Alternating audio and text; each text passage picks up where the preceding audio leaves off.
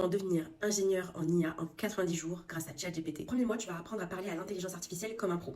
Tu vas t'entraîner à réfléchir en logique et à piloter une intelligence artificielle. Je te recommande de voir en premier, c'est comment fonctionne un LLM, qui est un modèle de langage, Large Language Model. Ensuite, tu dois apprendre à écrire un prompt efficace en donnant le rôle, l'objectif, le contexte et les exemples. Absolument que tu te concentres sur tout ce qui est limite. Token, contexte trop long, réponse trop vague ou encore les hallucinations. Focus-toi sur le langage structuré avec la logique, la clarté, les étapes et les contrôles. Ce que tu peux faire, c'est t'entraîner chaque jour à créer des prompts pour différents cas. Par exemple, pour rédiger un email, structurer un plan ou encore même simuler une conversation. Il faut vraiment que tu analyses les réponses. Est-ce que c'est utile? Est-ce que c'est clair? Est-ce que c'est précis? Tu vas créer 3 mini-assistants, un assistant rédacteur, un RH et un assistant personnel. À la fin de cette première phase, tu sais parler à ChatGPT comme un pro. Le deuxième mois, tu vas commencer à créer tes premiers systèmes avec l'intelligence artificielle. C'est là que tu vas passer de petits joueurs à experts. Ce que tu dois absolument voir, c'est comment appeler ChatGPT via une API. Et non, t'as pas besoin de coder pour ça. Tu vas utiliser des outils comme Replite, Make, Notion ou encore Zapier. Tu vas créer des workflows avec l'intelligence artificielle. Questions, traitements, réponses structurées. Il faut absolument que tu apprennes à comprendre les embeddings. En machine learning, les embeddings, c'est une façon de transformer les données en des points dans un espace à plusieurs dimensions. L'idée, c'est que les choses qui se ressemblent soient placées proches les unes des autres. Tu vas ensuite créer